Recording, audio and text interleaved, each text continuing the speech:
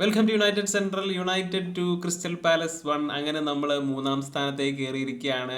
Relegation fight ചെയ്തുകൊണ്ടിരുന്ന Manchester United ഇതാ മൂന്നാം സ്ഥാനത്തേക്ക് കയറിയിരിക്കുന്നു. ആസ്റ്റൺ വില്ലയുടെ മുകളിലേക്ക് നമ്മൾ പോയിട്ടുണ്ട്. ഗോൾ ഡിഫറൻസിൽ ലെവൽ ഓൺ പോയിന്റ്സ് ആണ്. There is a very good opportunity അല്ലേ, ടോപ്പ് 4 ഫിനിഷ് ചെയ്യാനും അതല്ലെങ്കിൽ യൂറോപ്യൻ കോമ്പറ്റീഷൻ ഏതെങ്കിലും നമ്മൾ അടുത്ത വർഷം കളിക്കും എന്നുള്ള കാര്യത്തിൽ ഏറെക്കുറെ ഉറപ്പായിട്ടുണ്ടെന്ന് തന്നെ പറയാം. യൂറോപ്പ ലീഗിലെങ്കിലും നമുക്ക് കളിക്കാനായിട്ട് പറ്റും. കാരണം കഴിഞ്ഞ വർഷം നമ്മൾ 15ാം സ്ഥാനത്ത് ഫിനിഷ് ചെയ്തിട്ട് ഈ വർഷം ഇത്രയും വലിയൊരു ലീപ്പ് നമ്മൾ നടത്തും എന്നുള്ളത് വലിയ കാര്യമായിട്ടായിരുന്നു തന്നെ പ്രതീക്ഷിച്ചതല്ല. ഇപ്പോൾ എസ്പെഷ്യലി എതിരാളികളൊക്കെ സീസണിൻ്റെ സ്റ്റാർട്ടിങ്ങിൽ നമ്മൾ റെലിഗേഷൻ ഫൈറ്റ് ചെയ്യുന്നുള്ള രീതിയിലൊക്കെ കളിയായിക്കൊണ്ടിരുന്നതാണ്. അപ്പോൾ എന്തായാലും ക്യാരിക്കും അതുപോലെ തന്നെ ഈ കളിയിലേക്ക് വന്നു കഴിഞ്ഞപ്പോൾ ബ്രൂണോയുടെയും സെസ്കോയുടെയൊക്കെ ഇമ്പാക്റ്റ് കാരണം നമ്മളിതാ മൂന്നാം സ്ഥാനത്തേക്ക് കയറിയിട്ടുണ്ട്. ഇനിയിപ്പോൾ എന്തായാലും ഈ ഒരു ഗെയിമിലേക്ക് വരികയാണെങ്കിൽ ഫസ്റ്റ് ഹാഫ് ഭയങ്കര മോശമായിരുന്നു. എസ്പെഷ്യലി ആദ്യത്തെ ഒരു 10-30 മിനിറ്റ് ഭയങ്കര മോശമായിട്ട് ഒരുപാട് മിസ് പാസുകൾ ഉണ്ടായിരുന്നു. ഒരു എന്താ പറയുക, നമ്മൾ ആ ബ്രൈറ്റൺ ആയിട്ടുള്ള FA കപ്പ് മത്സരത്തിൽ കണ്ട പോലത്തെ ഉള്ള പ്ലെയേഴ്സ് തമ്മിൽ പരിചയം ഉണ്ടോ എന്നുള്ള പോലും സംശയമുള്ള രീതിയിലുള്ള അങ്ങനത്തെ പാസിങ് കാര്യങ്ങളൊക്കെ ആയിരുന്നു. അതിൻ്റെ ഇടയ്ക്ക് ഷോക്ക് ഇഞ്ചുറി വന്നു. ഷോ ആണെങ്കിൽ അതിന് മുമ്പ് ഭയങ്കര മോശമായിരുന്നു, ഒത്തിരി മിസ് പാസുകളൊക്കെ വന്നു. അങ്ങനെ ഷോയ്ക്ക് നല്ലൊരു സീസണാണെന്ന് പറഞ്ഞുകൊണ്ടിരുന്നതാണ്. അപ്പോൾ അങ്ങനെ ഷോയുടെ കാലുമ്മ കയറി മുന്നിയോസാണെന്ന് തോന്നുന്നു ചവിട്ട് ചെയ്തത്. അപ്പോൾ അങ്ങനെ ഷോ കയറിപ്പോയി. അതുകൊണ്ട് പകരം മസറോയി വന്നു. അപ്പോൾ അതുപോലെ നമ്മൾ ഫസ്റ്റ് ഹാഫിൽ വഴങ്ങിയ ഗോളാണെങ്കിലും ഭയങ്കര ഷിറ്റ് ഗോളാണ് കൺസീഡ് ചെയ്തത്. അതീ പറയുന്ന പോലെ യോറോ ശരിക്കും അത് ബ്ലോക്ക് ചെയ്യേണ്ടതായിരുന്നു. അപ്പോൾ എന്തായാലും പറഞ്ഞിട്ട് വലിയ കാര്യമൊന്നുമില്ല. അപ്പോൾ അങ്ങനെ ഫസ്റ്റ് ഹാഫിൽ അവന്മാർ ലീഡ് എടുത്തു. അതിനുശേഷം നമ്മൾ അവസാനമൊക്കെ ആയപ്പോഴേക്കും നമ്മൾ കളിയിലേക്ക് പതുക്കെ തിരിച്ചു വരുന്നൊരു ഇത് കാണിച്ചു. നമ്മൾ കുറച്ചുകൂടി അർജൻസിയൊക്കെ ഫസ്റ്റ് ഹാഫിൽ അവസാനമായപ്പോഴേക്കും കാണിച്ചു. ബ്രൂണോ 1-2 ചാൻസെല്ലാം ക്രിയേറ്റ് ചെയ്തു, കസമീറോടെ മിസ്സൊക്കെ ആക്കി. അപ്പോൾ അങ്ങനെ ഫസ്റ്റ് ഹാഫിൻ്റെ അവസാനമൊക്കെ ആയപ്പോഴേക്കും നമ്മൾ എന്തെങ്കിലുമൊക്കെ ചെയ്യും എന്നുള്ളൊരു ഫീലിംഗ് വന്നു തുടങ്ങി.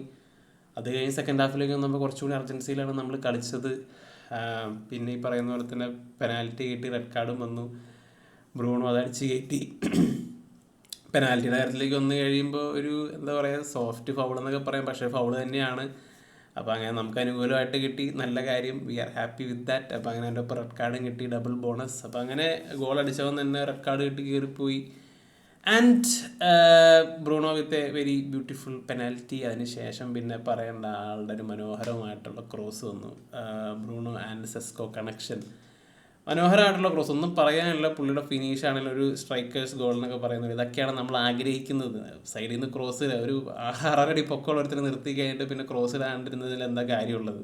അപ്പോൾ അങ്ങനെ 2-3 ക്രോസുകളൊക്കെ ഇടാൻ പറ്റുന്ന എന്താ പറയുക ഫുൾ ബാക്കുകൾ നമുക്ക് ആവശ്യമുണ്ട്. അപ്പോൾ അങ്ങനെ മനോഹരമായിട്ടുള്ള cross, beautiful finish, world class finish എന്ന് തന്നെ പറയാം. അടിപൊളിയായിട്ടുള്ള ഫിനിഷാണ്. കാരണം ഒരു പ്ലെയർ ഓൺ കോൺഫിഡൻസ് എന്ന് പറഞ്ഞാൽ, കോൺഫിഡൻസ് ഉണ്ടെങ്കിൽ ഒരു പ്ലെയറിൻ്റെ കളിയിൽ വരുന്ന മാറ്റങ്ങളാണ് നമ്മൾ കാണുന്നത്. അപ്പോൾ അങ്ങനെ സെസ്കോ ബാക്ക് ടു ബാക്ക് ഗോളുകളൊക്കെ അടിക്കുന്നുണ്ട്. വളരെയധികം സന്തോഷം നൽകുന്നൊരു കാര്യമാണ്. ഇപ്പം എന്തായാലും സെസ്കോ ഫോമായി എന്നുള്ളത്. പിന്നെ അതിന് ശേഷം നമുക്ക് ഗെയിം മാനേജ്മെൻറ്റ് ചെയ്യേണ്ട കാര്യം ഉണ്ടായിരുന്നുള്ളൂ. പക്ഷേ നമ്മൾ ശരിക്കും ഗെയിം കില്ല് ചെയ്യാനുള്ള പരിപാടി നമ്മൾ ചെയ്തില്ല എന്നുള്ളതാണ്. നമ്മളങ്ങോട്ട് ഗെയിം ഫിനിഷ് ചെയ്യുന്ന രീതിയിലേക്ക് ഒരു ഗോൾ കൂടി അടിച്ച് കളി തീർക്കുക എന്നുള്ളതാണ് ശരിക്കും നമ്മൾ ചെയ്യേണ്ടിയിരുന്നത്. പക്ഷേ അതിനിടയ്ക്ക് പാലസിന് ചെറിയ ചാൻസുകളൊക്കെ അവിടെ നിന്ന് കിട്ടുന്നുണ്ടായിരുന്നു. എന്നിരുന്നാൽ പോലും ഒരു ഇതിൽ നമ്മൾ കളി പിന്നെ അവസാനിപ്പിച്ചു എന്നുള്ളതാണ്. 2-1 നമ്മൾ ജയിച്ചു എന്നുള്ളതാണ്. ഇപ്പം സെസ്കോയുടെ കാര്യത്തിൽ പറയുമ്പോൾ ഒരു കാര്യം പറയാൻ പറ്റുമോ എന്ന് വെച്ച് കഴിഞ്ഞാൽ, പുള്ളി അടിക്കുന്ന ഗോളുകൾ അത് പുള്ളി ചുമ്മാ സ്റ്റാറ്റ് പാഡ് ചെയ്യുമൊന്നുമല്ല. ഇപ്പം ഗോയിക്കിയർസിൻ്റെ ഗോളുകളൊക്കെ നോക്കിക്കഴിഞ്ഞാൽ പുള്ളി ജയിച്ച് നിൽക്കുമ്പോഴൊക്കെ ഗോളുകൾ അടിച്ച് സ്റ്റാറ്റ് പാഡ് ചെയ്യാറുണ്ട്. പക്ഷേ സെസ്കോ അടിക്കുന്ന ഗോളുകൾ എന്ന് പറഞ്ഞു കഴിഞ്ഞാൽ ക്രൂഷ്യലായിട്ടുള്ള, വളരെ ഇമ്പോർട്ടൻ്റ് ആയിട്ടുള്ള, നമുക്ക് പോയിന്റുകൾ നേടിത്തരുന്ന അല്ലെങ്കിൽ വിന്നിങ് ഗോളുകൾ, കളി സമനിലയാക്കുന്ന ഗോളുകൾ, അപ്പം അങ്ങനെയുള്ള ക്രൂഷ്യൽ ഗോളുകളൊക്കെയാണ് സെസ്കോ അടിക്കുന്നത്. അതും പലതരത്തിലുള്ള പുള്ളി ഈ ഒരു 8 ഗോൾ അടിച്ചതിൽ നമുക്ക് കാണാമെന്നുള്ളതാണ്. കാലുകൊണ്ടും തലകൊണ്ടും മൂവ്മെൻറ്റും ഇതൊക്കെ ഒരു എന്താ പറയുക, നമ്മൾ മുമ്പ് പറഞ്ഞിട്ടുള്ള പോലെ തന്നെ ഒരു ടോപ്പ് സ്ട്രൈക്കർ ആവാനുള്ള ആട്രിബ്യൂട്ടുകളെല്ലാം ആൾക്കുണ്ട്. ഇനിയിപ്പോൾ ആ ഒരു സംഭവം ഡെവലപ്പായി വരിക എന്നുള്ളതാണ്.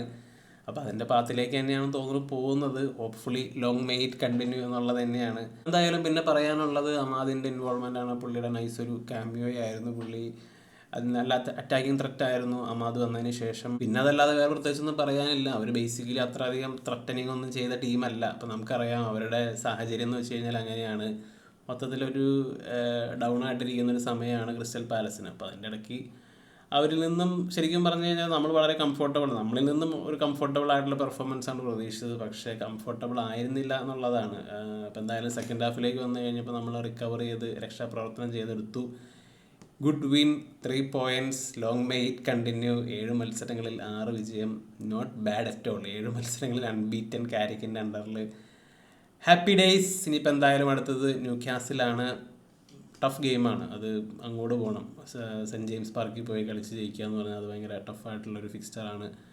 ഹോപ്പ്ഫുള്ളി നമുക്ക് നല്ല റിസൾട്ട് അവിടെയും കിട്ടുമെന്ന് വിചാരിക്കാം. അപ്പോൾ എന്താണ് നിങ്ങളുടെ അഭിപ്രായങ്ങൾ എന്നുള്ള കാര്യം തീർച്ചയായും കമൻറ്റുകളായിട്ടിടുക. മറ്റൊരു വീഡിയോയുമായി വീണ്ടും കാണാം.